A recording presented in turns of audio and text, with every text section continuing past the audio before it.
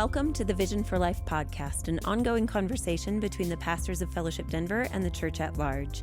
Each week, we talk about life, faith, the Bible, and how to follow Jesus as we go about our daily lives. I'm Autumn, the host of the podcast. Hunter is joining me today. Hunter, thanks for being here.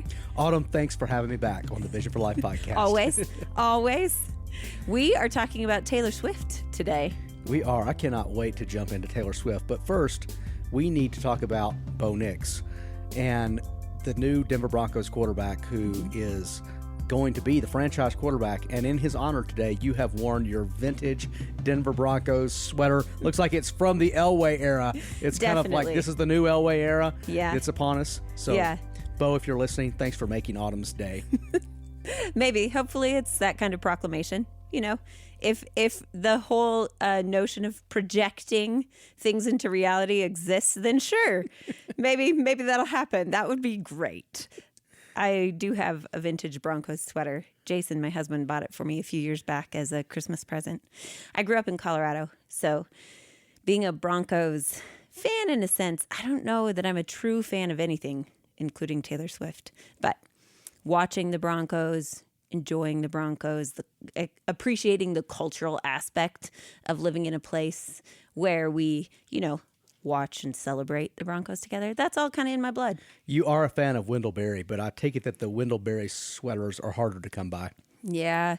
Wendell Berry doesn't tend to sell out stadiums. His merch is not so hot right now. Yeah, I have no one to swap bracelets with. Well, I know what I'm getting you for Christmas now. It's Wendell Berry merch. Great. Some kind of Wendell Berry sweatshirt or swag. It will be there for you. I will wear it. I will represent. All right, now to Taylor Swift. Are you a fan of Taylor Swift? I'm not a fan of Taylor Swift, but I'm interested in Taylor Swift. I listen to her music some, and usually because I'm forced to, but I listen to it like by my nieces, to be honest. Yeah. But then when I listen to it, this article we're talking about today caused me to go listen to some songs, and I'm like, oh, this is catchy. This is good. I should listen to more of this. Mm-hmm. But I'm interested in her, and I'm fascinated by her. And I'll have to admit, I started following her more when she started dating Travis Kelce. So in some ways, I am the odd person who Travis Kelce put Taylor Swift on my map. Yeah, typically. I know it meant more the other way. I'm not trying to open a painful debate. Yeah, exactly. Her star is brighter than his, but his was brighter in my little small universe. Mm-hmm. Yep, for most people, it went the other way around, definitely. They became aware of Travis Kelce because of Taylor Swift. That is true. Well, I'm not a fan of Taylor Swift either, so our fandom is not what compelled us to discuss this article today. The article that we'll be talking about is called Taylor Swift's Sexual Revolution. It was written by Patricia Snow and published in the journal First Things, which is a religious publication. We've mentioned it on the podcast before. It's primarily Catholic. Conservative Catholic, you might say. Yeah. Orthodox Catholic. And she's been a contributing writer for years to First Things. And she's also the mother of Ross Douthat, who writes for the New York Times. You told me that when we were discussing this article. I was like, yeah. Who is Patricia Snow? And you said, she's Ross Douthat's mom. She is. And he is a writer. He's more well-known than she is, but in some sense has followed in his mother's footsteps in that way. So to the article itself, I mentioned it's entitled Taylor Swift's Sexual Revolution, which is interesting because it's connoting something about Taylor Swift is at odds to some degree with the sexual revolution. And so why don't you summarize it for us, Hunter? Tell us what this article's about. Well, in this article, Patricia Snow is doing what an older Catholic lady does with Taylor Swift music. She analyzes it through the lens of both what she knows about religion and what she knows about culture, and she's reflecting on our culture, a major creed or a major belief or dogma that is prevalent within our culture, how it gets expressed in Taylor's music, wrestled with in Taylor's music. That's kind of what she's doing. The big idea, I'm going to just hack my way through this. The big idea might be something like this. The sexual revolution, which purported to liberate sex for women and make it the same as men, the sexual revolution, which also kind of coincided with the rise of feminism. And she talks about that and she kind of sketches that landscape out at the beginning of the article. The sexual revolution has promised more freedom than it's actually delivered. And it leaves a lot of baggage. People who buy into its core beliefs have to wrestle through a lot of baggage. And she says you can hear all of that baggage in Taylor's music. And she's commending Taylor, though, for doing something that a lot of women maybe don't do, which is not be honest about the cost or the consequences they're dealing with, they're wrestling with. And so she kind of points it to like, and many others have said this about Taylor Swift's music. She's doing something unique in her music. It's not just that she's like kind of confessional, but in some ways she's airing secrets, or she's saying things and with a level of vulnerability and honesty that a lot of music isn't doing. And what Patricia Snow points out is she's being honest about the emotional and spiritual consequences of all the broken relationships that she's been through. And Patricia Snow points out those broken relationships have all existed within this narrative that the sexual revolution has given us about the freedom of sex and romantic love. And she points out it seems like Taylor's paying a big price for that. And yet there's this underlying tension too that you can't quite question the dogma itself. You can't quite question the system. Like, is this actually delivering what it says? Is this actually true? Is it actually good? It almost functions like a fundamentalist religion where it's like, you got to believe this and don't ask questions.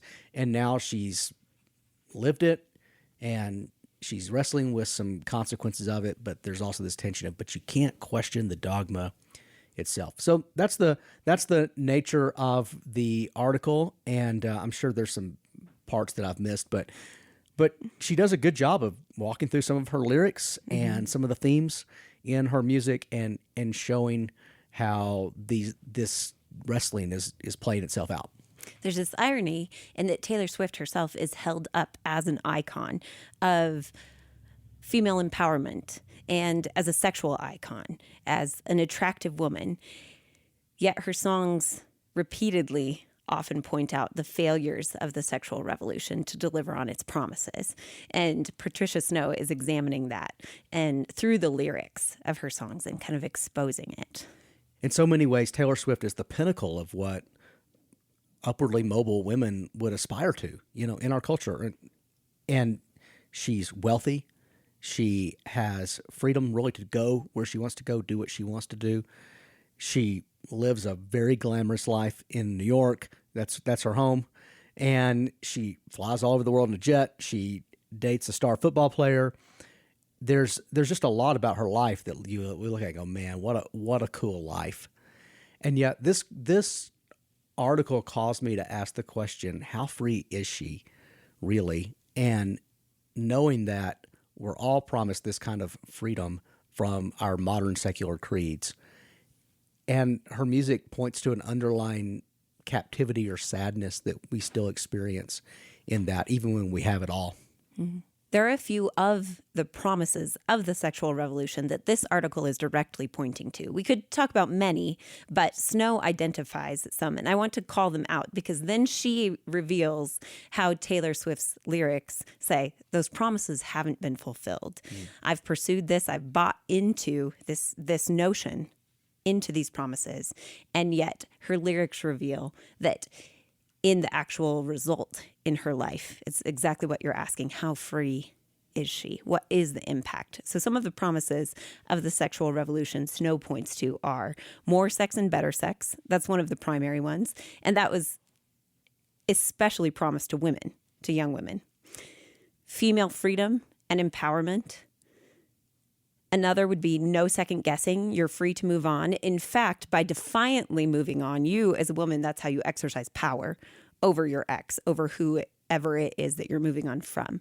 So those are a few that she directly points to. And then Snow also says there's this expected response from women if their experience doesn't bear out those promises. And she says the expected response is to suffer in silence, and that there should be this kind of celebration of the loss of innocence, because that's the path to empowerment and freedom. So there's this quote that she includes in her article, from the article, that says, if the new regime, that is, under the sexual revolution, isn't working for young women, their default position is to blame themselves. If the prevailing ideology can't be criticized, then it is best to keep one's suffering to oneself.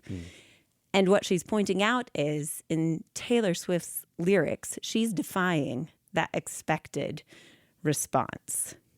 And Patricia Snow is not just doing this from a kind of a removed, lofty position. She opens the article with a story where she was at Yale in 1970, and Gloria Steinem, who at the time was really trying to birth what became the feminist movement and was just beginning to get some of her ideas out in the world, Gloria Steinem came and gave a lecture to Patricia Snow's class, and she traces this idea, there's going to be more and better sex. She traces that to something Gloria Steinem said in that lecture, and she recounts, like, from her own experience there was some skepticism if that was really going to be true or not. And some of the ladies in the class were like, I don't know if that's going to be true or not. We kind of laughed at that. So the point being that she's not just someone who's read about the feminist movement in some books, but she actually has lived through the birth of its ideas and the evolution of its ideas and its promises. And in fact, she was one of the original folks to whom this was kind of proposed and marketed, and probably marketed wasn't even a word in the 1970s, but it was presented as a compelling narrative, I guess you could say. And so she's had to wrestle this down herself, and she doesn't get a lot more of her narrative into this, but I think from reading about her in there was a profile of Ross Douthat in the New Yorker a while back that talked a little bit about his upbringing. I think part of her journey to the Catholic faith and to Christianity was because of her wrestling with the empty promises of the sexual revolution. That's such a good note, that she is speaking from an observational standpoint. And so she's saying this is true in what she has witnessed and experienced, and now she's watching how it's playing out in Taylor Swift's life, and then through her lyrics, which are often confessional and vulnerable, as you mentioned earlier. A few of the ways that she says that Taylor Swift differs from the script, so differs from the expected response when you pursue this promise held out within the sexual revolution, or these promises, they fail to deliver, then instead of suffering in silence, or instead of celebrating it, twisting it into some sort of celebration, many of Taylor Swift's lyrics are pointing out some of the fallacies in the sexual revolution and actually mourning some of what is lost. So one of the things that Snow points out that is interesting, and she lists some of the lyrics for each of these that display what she's talking about, but is that Taylor Swift directly calls out contemptible male behavior and relational delinquency. And so Patricia Snow is saying, if you buy into this and pursue this path of freedom and it doesn't end up working out for you, you as a woman, the inclination that you're supposed to have by abiding by these dogmas is to simply kind of absorb it, to say, well, maybe I did something wrong. Maybe I didn't quite understand this. It's probably something about me. And then rationalize it away in that way. And she's saying instead, Taylor Swift is pointing out in many of her lyrics the way in which the men who she was in a relationship with actually behaved very poorly. And so Snow is using that as one of the illustrations in the ways that Taylor Swift isn't simply repeating the narrative. So listen to some of these lyrics that Snow uses to point this out. She says that early on in Taylor Swift's songs, there was this plaintive kind of note. Don't you think I was too young to be messed with? Or the girl in the dress cried the whole way home. Sometimes her lyrics are more vindictive, like, it's too late for you and your white horse to catch me now. And then later, Her songs evidence kind of a weariness of having to call out this behavior again. I know that it's over. I don't need your closure. I know I'm just a wrinkle in your new life. Staying friends would iron it out so nice. And so Snow points out that phrase, staying friends would iron it out. That's the expectation. The way that you move on, exercise your power, is to stay friends, to look back and say, I actually wasn't powerless. I have power. And yet Taylor Swift is saying, this was a result of your poor treatment of me. And then she goes on to note that Taylor is also struggling to confront the underlying cultural ideology or the belief structure that actually props this whole system up. So she writes this: submerged in the lyrics of her songs is a dialectic between an ideology that passes itself off as unassailable and the evidence of actual experience. It is the difference between what, quote, they say and what women actually feel, between what should be and what is. So she gives some examples. What should be over is actually burrowed under my skin in heart-stopping waves of hurt. So according to the ideology, we had the relationship, it's over now. But according to what I'm actually feeling is it's burrowed under my skin and it's still there in heart-stopping waves of hope. Patricia Snow continues, sometimes the tension surfaces as a simple cliche exploited by reality. They say all's well that ends well, but I'm in a new hell every time you double-cross my mind. So again, there's this idea of like, we can have these sexual relationships that are brief, they're temporary, they end, and we just move on because all's well that ends well. And yet she's like, I haven't moved on. I'm in a new hell every day. So Patricia Snow is analyzing that and saying, there's some real tension here between what she's experiencing and what the dogma or the ideology says ought to be the case. And yet she's kind of in a tough position where you can't actually question the underlying dogma itself. You can't actually step back and go, maybe this is all just a pile of beliefs that are not propped up by anything real. Mm-hmm. A couple of other points that I found really powerful that she makes that are revealed through Taylor Swift's songs are that Swift in some ways mourns the loss of innocence. Snow says the effect of this dramatic expansion on the susceptible female listener, this surfeit of incriminating evidence folded into some of her songs' quiet beat, is difficult to overstate as Swift drives home for her audience her own watershed loss of innocence, a loss the current culture insists is cause for celebration, but one that Swift herself explicitly mourns. And then finally, what I thought was interesting is that in some of Taylor Swift's lyrics, she points out that young women have been paying a disproportionate price for everyone's sexual freedom, for the promises held out in the sexual revolution that were meant to be tantalizing to young women, that were directed at young women. And yet, in her experience, she has found those promises to be empty. And she's seen the price in her own life to some degree, even though she can't fully reckon with the fact that these ideologies have left her in this place. She still points out the deep and damaging effect that pursuing these promises has in her life. And I think that's reflected in the way that her listeners resonate with her music. And we might talk more about this in just a minute, but then one of the things her music does for some people who listen to it, I'm sure some, like my 13-year-old niece, is just listening to it and bopping along to the beat. Oh, yeah, definitely. We all did that when we were kids. Yeah, we all did that when we were kids. Yeah, remind us what the first single you bought was, Hunter.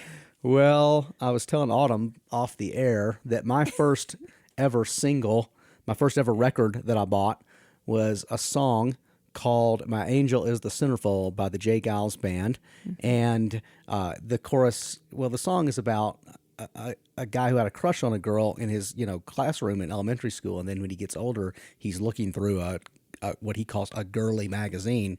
And there's his homeroom angel on the pages in between. And anyway, the tune is real catchy. When I was a kid, I bought the record. I went to Kmart and I bought the record and I played it on my Fisher-Price record player. It was my first record to play on my Fisher-Price record player. And a friend was over, like one of my mom's friends was over, and she's like, "What is Hunter listening to?" My mom was like, "Don't worry, he doesn't understand what it means." And that's when my mom's comment was the first time I knew that song was about something bad. I'm like, "What does it mean, Mom?" She's like, "Ask your dad." And so anyway, the point is, we can listen to music and not really know what it's talking about, especially when we're kids. So we don't want to overanalyze why people are listening to Taylor Swift. Right. It's catchy. It's poppy, right? But many of us may still do that. Listen to a song because it's catchy. But some of the attraction is that she is naming things that many people identify with. Mm-hmm. She is naming things that many women can say, that is true to my experience too. And there is kind of this cathartic release that happens when they can kind of get it out. And this is pointing for the need to reckon with these experiences and even this ideology. Yes, that is a point well taken.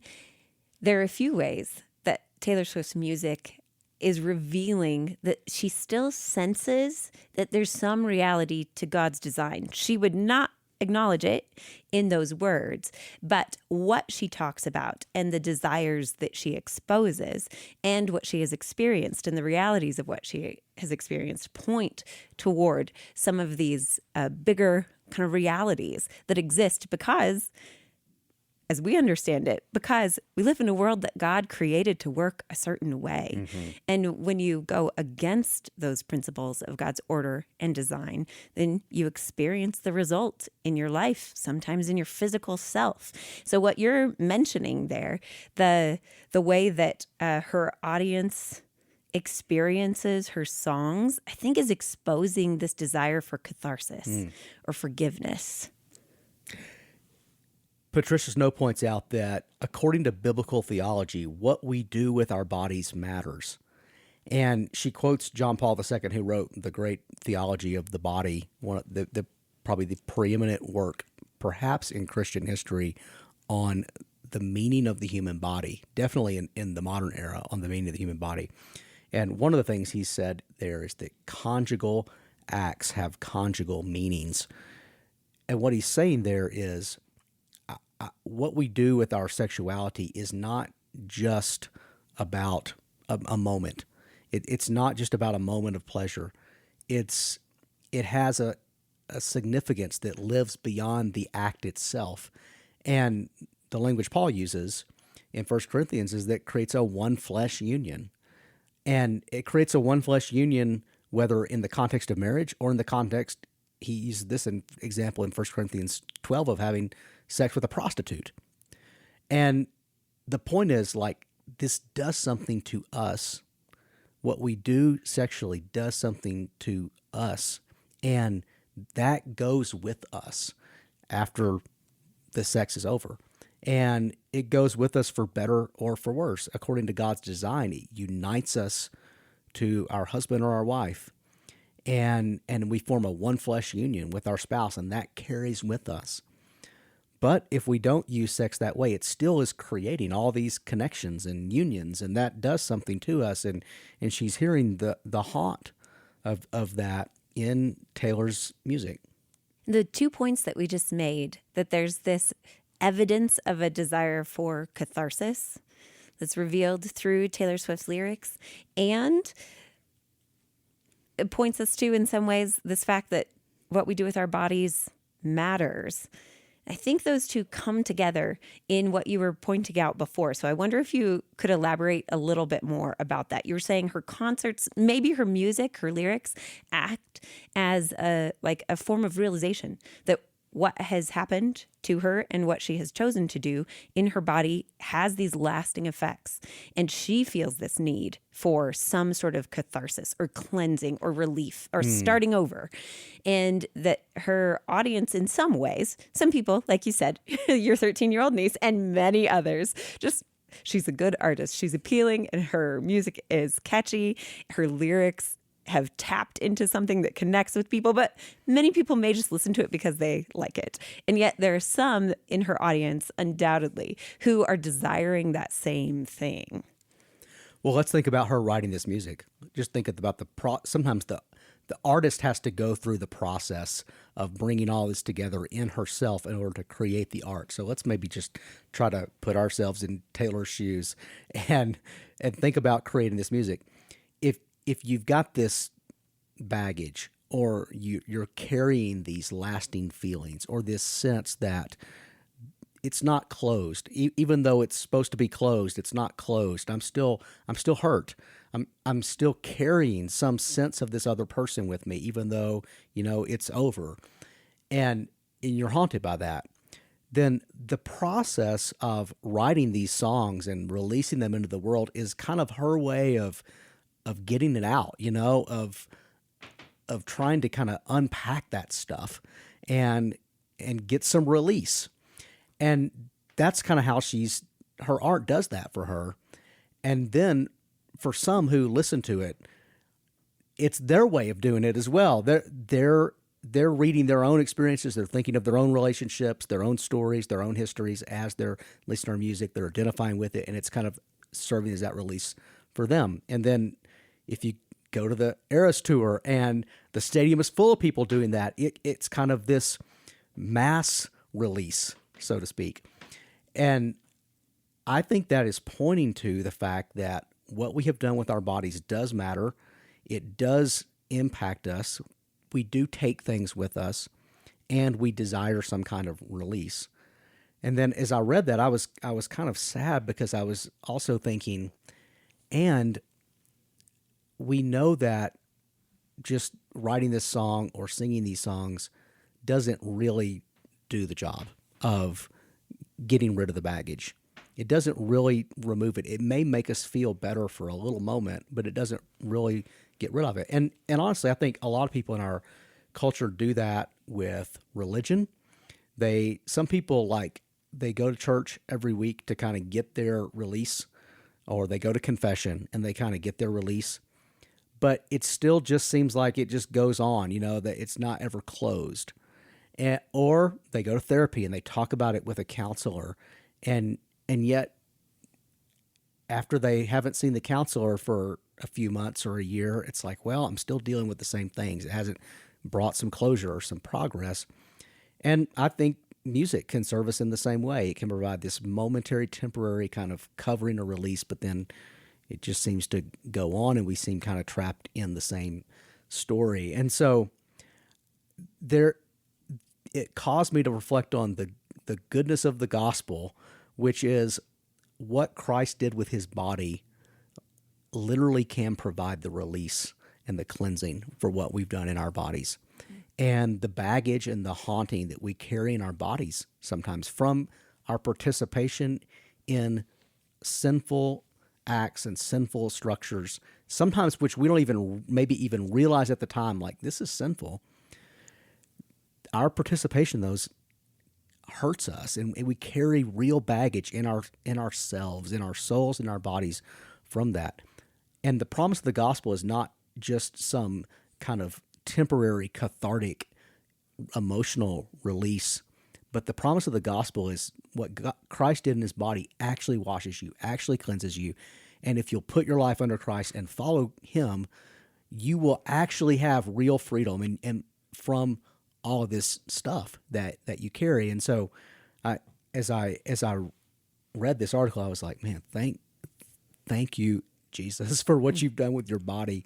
And of course I'm a pastor, but I want people to hear that message, I don't want them just to wallow in the shame and in the baggage, but I want them to know there's actually real release and cleansing.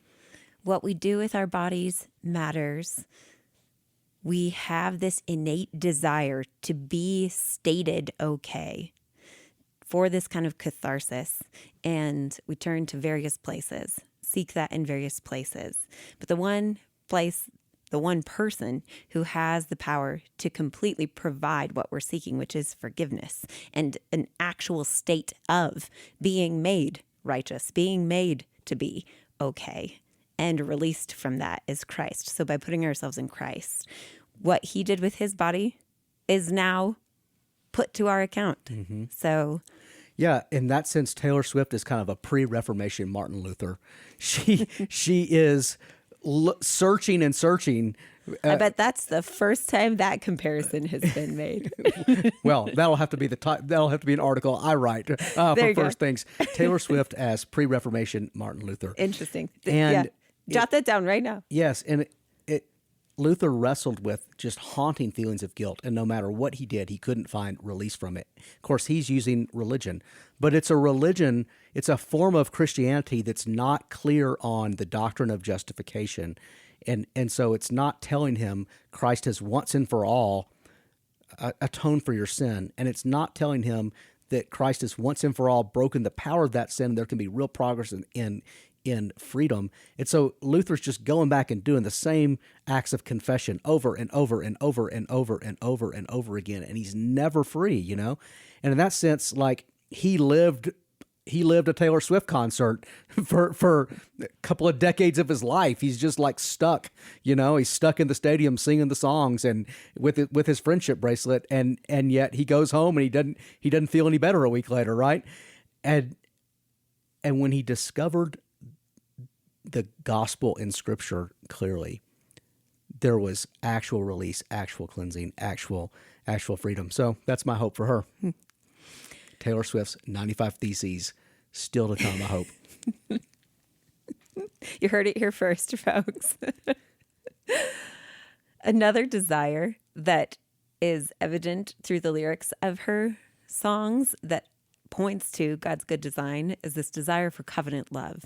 In spite of everything, in spite of chasing down these promises that the sexual revolution holds out, finding them to be empty, and yet still not quite knowing where to turn for what she actually seeks, the way that she expresses what she wants is still through this dream of finding a good man, someone who will love her and care for her and not leave her, not leave her in the way that some others who she sings about in her songs have. And so she dreams of finding a good man, marrying him, and having children, or at least that's what some of her songs indicate. And some of her audience resonates with that, this desire for this kind of love. Patricia Snow doesn't use this term in her article, and Taylor Swift certainly doesn't use it, but you've captured it here, Autumn. What she's really longing for is covenant love. And covenant love is the kind of love that is the commitment precedes the conjugal act. The commitment precedes, you know, a lot of the romantic stuff that follows. And it's love that exists inside of a commitment that I'll never leave you or forsake you. And so it's not love that is simply based on how I feel today. It's not love that can go away if I start to feel differently about you. It's a permanent kind of love inside a covenant relationship that's been sealed with my own life. And that is what we get in Christ. We get covenant love. And so the first kind of solution to the longings that maybe the Taylor's music points to that we can't seem to find, the first solution is the covenant love of Christ, who gave himself for us, who washes and cleanses us, who literally takes our past and all the baggage we've come and begins to wash it and remove it and puts us inside his covenant love. Then the Apostle Paul holds out the possibility for many in Christ that marriage will be a form of covenant love that expresses the covenant love of Christ. It's kind of under the covenant love of Christ where both the husband and the wife are committed to the lordship of Christ. And so the husband is committed to loving his wife like Christ loves the church, and the woman is committed to responding to him as we would respond to Christ, and they pursue that kind of covenant together. Now, longer than we have time for today, for all kinds of reasons, that is and isn't true. That doesn't happen for some people, but we can all have the covenant love of Christ, and this article is just kind of pointing me to the real need we have for that.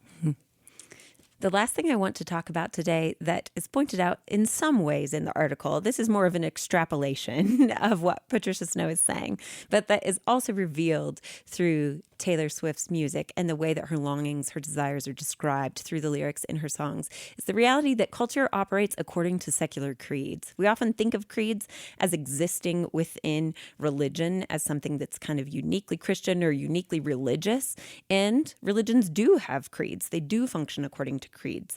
But we need to note that actually secular culture functions according to its own creeds and turns those into dogmas.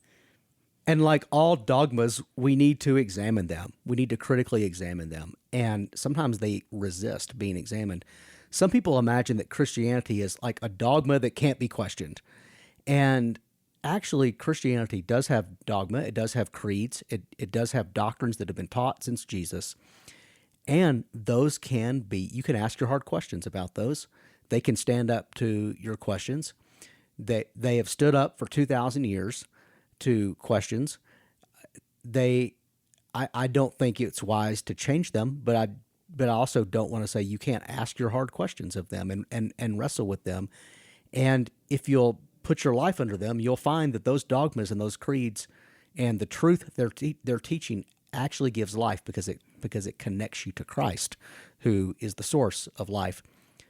On the other hand, our secular culture will also have beliefs that in many ways, there's a lot of social pressure not to question those beliefs. So even if you're wrestling with this experience, you can't question that sexual liberation is the way to go. You just can't question that. And I think what this is pointing to us is you better question those. You better be aware that those are creeds. They're not proven facts. They are dogmas and beliefs that our culture has. And you ought to critically examine them with the same critique to which you'd hold up your Christian beliefs. And you ought to honestly ask, which of these creeds leads to life? Because they are diametrically different. They literally both can't be true just by the laws of logic. So which one's it going to be? Or to use our analogy earlier, are you going to be pre-Reformation Martin Luther like Taylor Swift? Or are you going to be post-Reformation Martin Luther like Martin Luther and hopefully future Taylor? In the language that the Bible uses, submitting yourselves to the creeds of Christianity is one way in which we live according to the law of liberty. It's interesting that you say submitting ourselves to those creeds, to those truths. When we do that, we actually experience freedom from the constraints of sin and from the constraints of the empty creeds of our secular culture. And when you submit yourself to the secular creed, I think this is pointing out is that the fruit in one's life, the actual result is that you are in many ways in bondage then to those creeds. What they bear out in a life is bad fruit. It doesn't lead to life. Well, Hunter, this has been a great conversation. Thanks for bringing this article to my attention. I hope you write that other article someday. I'm waiting for it. For those of you listening, if you also want Hunter to write, what was it going to be called? What's the title of this? Taylor Swift as pre-Reformation Martin Luther. Pre-Reformation Martin Luther. Okay, so if you want Hunter to write this article, please let us know.